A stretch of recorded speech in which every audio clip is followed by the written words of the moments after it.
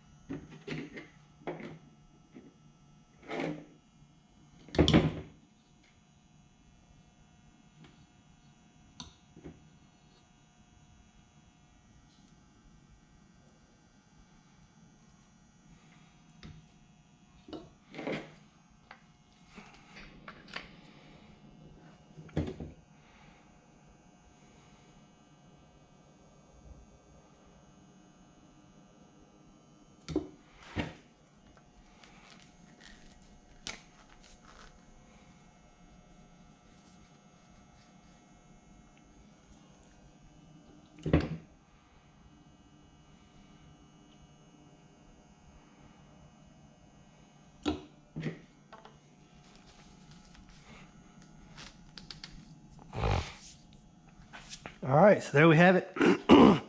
I've got it set up with a handle, so I know which way it's facing. It'll be facing away from the handle, and I can turn it. So let's install the ball mount.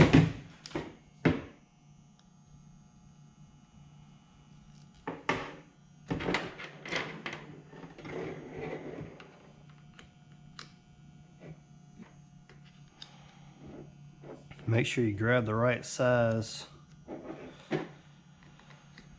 bushings for it.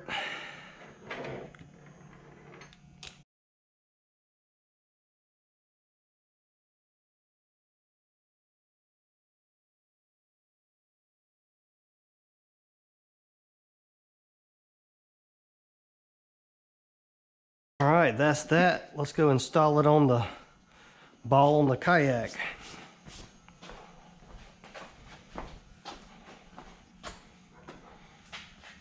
Alright, so I've got the Hobie ball already installed on my kayak. I'm just going to install it like this.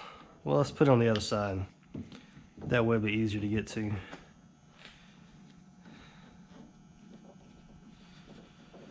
Put it on there nice and tight.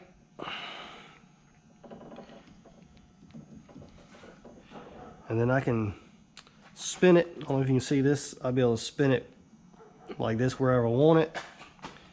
And then also be able to loosen it up just a little bit and put it on my paddle holder so it can ride once I get the transducer on there. So let's go ahead and get the transducer installed. Alright, so we've got our little wand built, and now we're going to mount the transducer on here. Make sure when you mount it that the arm, you can see this is facing straight up and down, that the arm is facing down when you install it on the wand. So I've got the little rubber grommets in here to keep it from twisting that came with it. And I'm going to go ahead and run the wand through there. Alright, just like that. Woo! That's not the right size. There we go.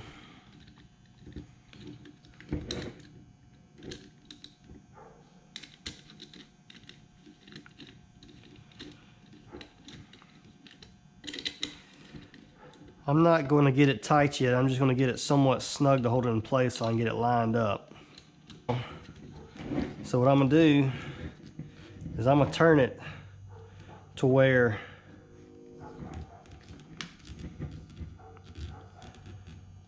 my handle is facing directly away from the transducer, just like that. And then I'll tighten it all up. That way I know which way it's facing once I put it in the water. So go ahead and tighten it down nice and tight. Alright, she's tight. Let's run some wires. Alright, let's get our wires run. So Hobie comes with its own wire management system for through hole. It's got one on both sides. Normally there's one, well, you probably can't see it right there. I'm going to steal it and drill another hole and put it over here right next to that one, because I've got my transducer cable plus my Ethernet cable, the management cable, and I'll also have the NEMA cable. So I need some extra spaces. So we got an 1 3/8 hole saw. I'm just going to put it right next to it.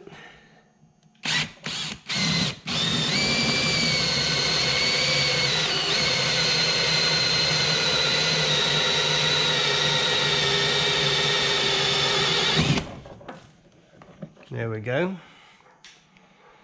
It fits nicely right there. And then I'm going to swap out and put a little... It's got 3 screws that hold it in, so I'm going to go ahead and get those started.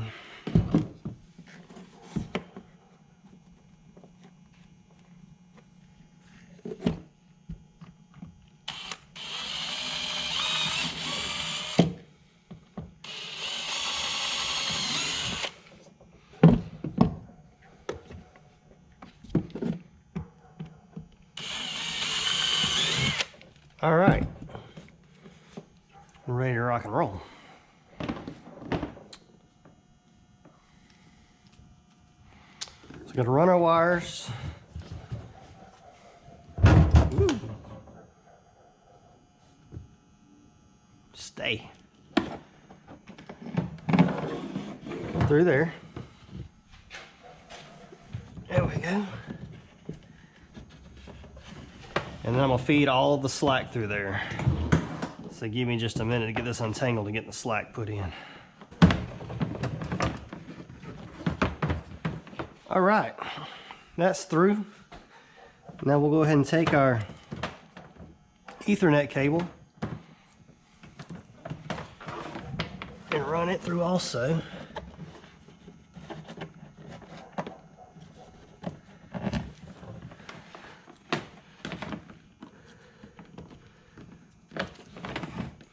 All right, and I'll get those in the right spot, zip tie them up, and we'll get that closed up. All right, I got my cables run through, so I'm going to pop off a couple of these little plugs. Got 2 cables, so I'll pop off 2 plugs. Well, if I'm going to do it, I might as well do it where the Hobie faces up, isn't that right? There we go.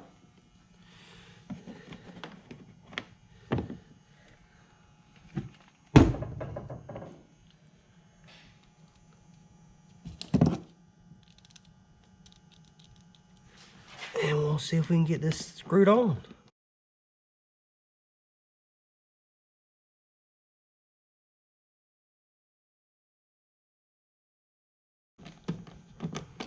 All right. Put a couple of zip ties on those, nice and neat, and we'll be in business. All right, there we have it. As you can see, the handle faces away from the transducer, and I can spin it whichever way I want. The wires are all nice and clean, and then when I get ready to travel, I can put it right there.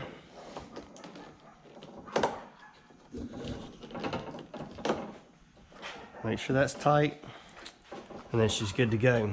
So let's move on to the module. All right, so as you can see, I've got the Active Target module mounted here in the front hatch.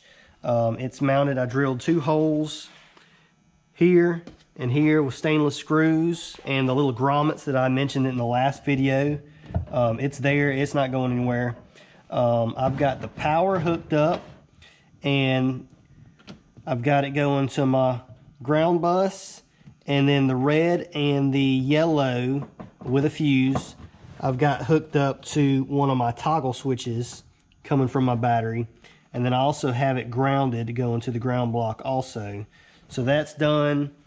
We've got to hook up the transducer cable, and if you'll notice, there's a little notch cut out.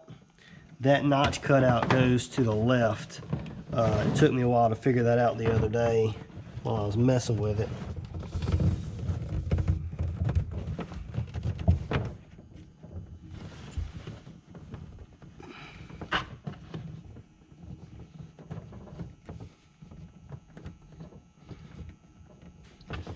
Alright, that's there. Let me put some zip ties on this. Alright, I got it all zip tied up nice and neat. Put the hatch back in, it still fits. And there we go. Live target install complete. Alright guys, Active Target is installed. Thanks for watching. If you have any questions, please leave me a comment. I'll be happy to answer any questions for you.